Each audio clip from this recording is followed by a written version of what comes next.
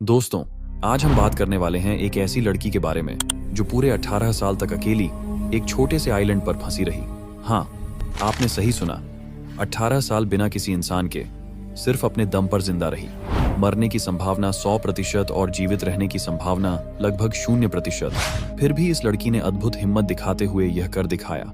ये कोई फिल्मी कहानी नहीं है, बल्कि एक सच्ची घटना है।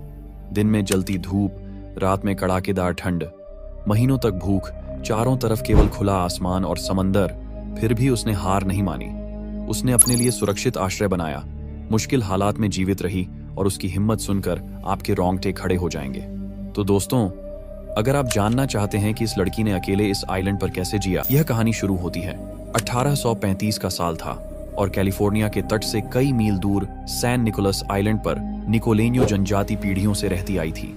उस समय इस छोटे से द्वीप पर लगभग 200 से 300 लोग रहते थे। वहां के लोग अपना जीवन पूरी तरह समुद्र और द्वीप के संसाधनों पर निर्भर करते थे। दिन में वे मछली पकड़ते, समुद्री जीवों का शिकार करते और किनारे के जाल व चट्टानों से भोजन जुटाते। कुछ छोटी मोटी फसलें जैसे आलू उगाते। जब कोई बीमार पड़ता तो द्वीप पर उगने वाली जड़ी बूटियों और पारंपरिक तरीकों से इलाज किया जाता। रात आते ही आग जलती और उसके चारों ओर लोग गीत गाते, नृत्य करते और अपने रीति रिवाज निभाते।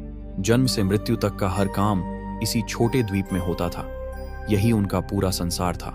पर 1814 में इस शांति भरे जीवन में डरावना मोड़ आया। उस साल अलास्का से आए एलियट और रूसी शिकारी द्वीप पर आ गए और वहां के लोगों और उनके संसाधनों पर हमला करने लगे। उनके हमलों में कुछ लोगों को अपने साथ ले गए, कुछ की हत्या कर दी और कुछ को घायल अवस्था में वहीं छोड़ दिया। इस बार बार की हिंसा और लूटपाट ने निकोलेन्यो जनजाति को बहुत कमजोर कर दिया और उनकी संख्या तेजी से घट गई। 1835 तक द्वीप पर केवल लगभग 18 से 20 लोग बचे थे। इसी समय दिसंबर 1835 में एक स्कूनर जहाज जिसका नाम पेयोरेस नाडा था, द्वीप के पास आया। जहाज पर आइजैक स्पार्क्स सहित कुछ स्थानीय नाविक सवार थे। उनका काम था जो बचे हैं उन्हें सुरक्षित मुख्य भूमि पर पहुंचाना। जुआना मारिया, जो लगभग 31 वर्ष की युवती थी, भी जहाज पर चढ़ने वाली थी। पर उसी बीच उसने देखा कि उसका एक बच्चा या कोई घायल परिवार का सदस्य जहाज तक नहीं पहुंचा। उसने जहाज के कप्तान से कहा, अभी आ जाऊंगी, और लौटने के लिए दौड़ पड़ी। कुछ मौखिक किस्सों के अनुसार वह उस समय अपने एक बेटे या घायल व्यक्ति को लेने के लिए जहाज से कूदी।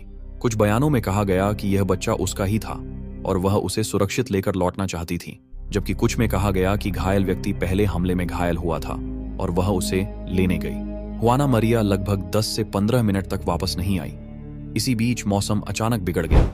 आसमान में काले बादल छा गए, तेज हवाएं चलने लगीं और समुद्र में भयंकर लहरें उठी।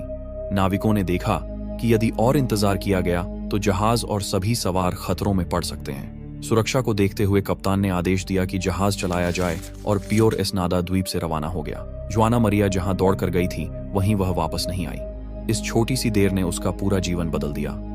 एक पल पहले वह अपने समुदाय के बीच थी और अगले पल वह अकेली, असुरक्षित और बिना किसी साथी के रह गई। यही वह रात थी जिससे जुआना मारिया का सबसे खतरनाक जीवन अध्याय शुरू हुआ। उसे नहीं पता था कि अब वह पूरा 18 साल अकेली इस छोटे से द्वीप पर बिताएगी। जुआना मारिया अब पूरी तरह से अकेली रह गई थी। उसके चारों ओर सिर्फ खुला आसमान था, दूर दूर तक फैला अनंत समुद्र और बीच में एक छोटा सा टुकड़ा जमीन जो अब उसका पूरा संसार बन चुका था। पहली रात उसने वहीं की एक पुरानी झोपड़ी में गुजार दी। ठंडी हवाओं और लहरों की आवाजों के बीच वह सारी रात बस यही सोचती रही कि अब आगे क्या होगा। सुबह होते ही उसे एहसास हुआ कि जो कुछ भी पहले से यहाँ पड़ा है, टूटे बर्तन, कुछ लकड़ियां और फटे कपड़े, वह कुछ ही दिनों में खत्म हो जाएगा। अब उसे सब कुछ अपने दम पर करना होगा। और यही वह दिन था जब उसकी असली परीक्षा शुरू हुई। समय के साथ उसने सबसे पहले सीखा कि समुद्र का खारा पानी पीने लायक नहीं होता। इसलिए जब भी आसमान से बारिश होती तो वह जमीन पर पत्थरों की मदद से गोल गोल गड्ढे बनाती और उन पर पत्ते व शैवाल बिछाकर पानी जमा करती। जब बारिश थमती तो वही गड्ढे उसका पीने का स्रोत बनते। जो छोटे बर्तन उसके पास थे, उनमें वह बचा हुआ पानी रखती ताकि कुछ दिन सूखा पड़ने पर उसका इस्तेमाल हो सके।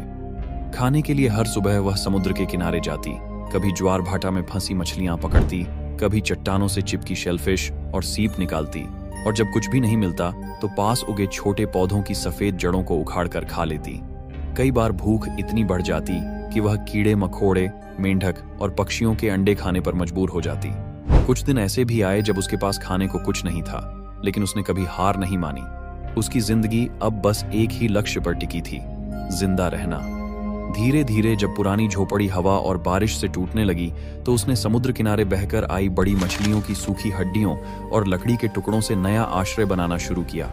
वह उन हड्डियों को जमीन में गाड़कर ढांचे की तरह खड़ा करती और ऊपर लकड़ियां, सूखी घास और पत्ते बांधकर छत जैसी आकृति देती।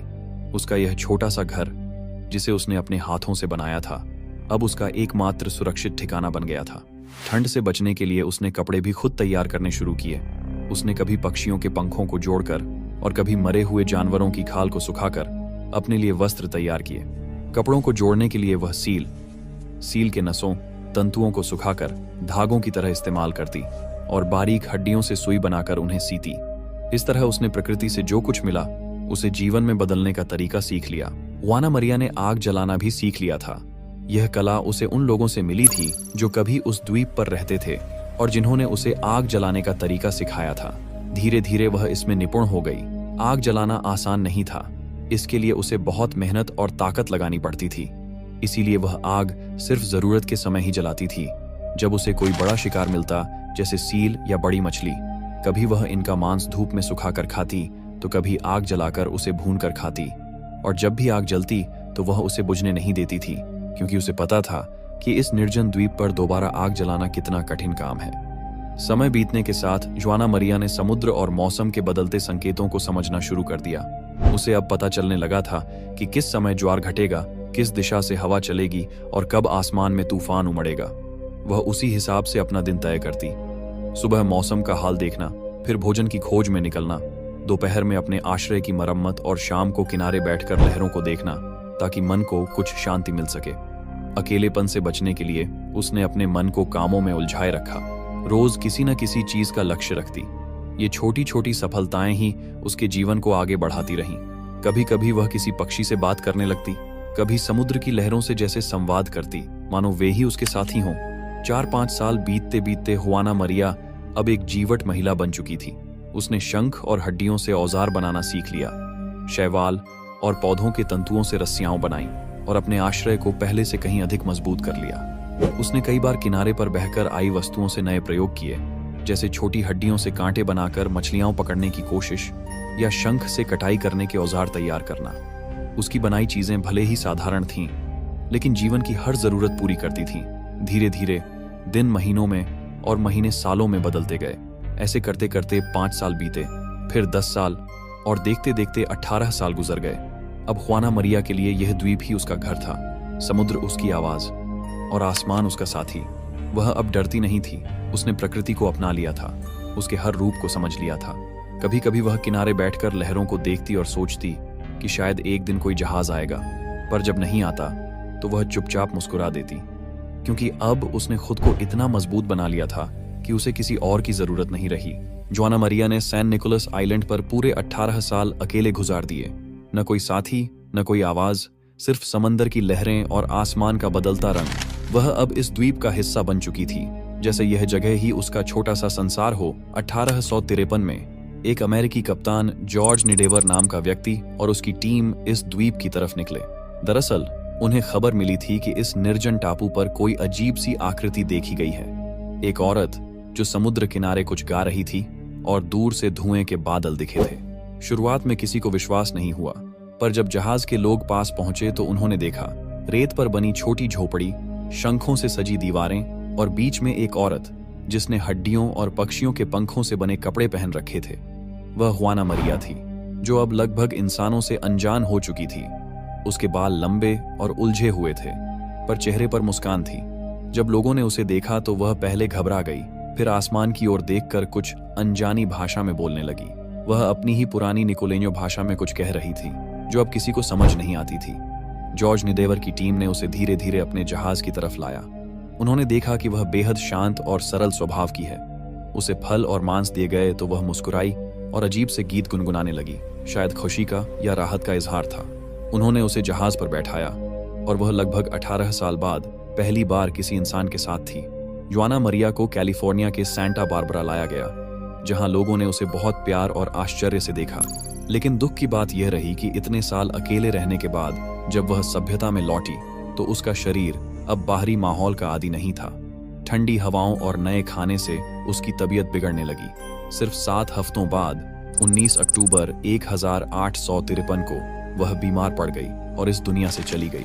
पर उसने अपने अंतिम दिनों में मुस्कुराना नहीं छोड़ा। कहते हैं उसकी आखिरी रात में भी वह गीत गुनगुना रही थी, वही गीत जो वह उस द्वीप पर रोज गाया करती थी। जुआना मरिया की मृत्यु के बाद लोगों ने उसे सम्मान से दफनाया और उसके याद में उस जगह का नाम रखा गया the lone woman of San Nicolas island. आज भी जब कोई उस द्वीप के पास से गुजरता है तो कहते हैं कि हवा में दूर से हल्की सी गुनगुनाहट सुनाई देती है, मानो वह अब भी अपने द्वीप की लहरों को पुकार रही हो।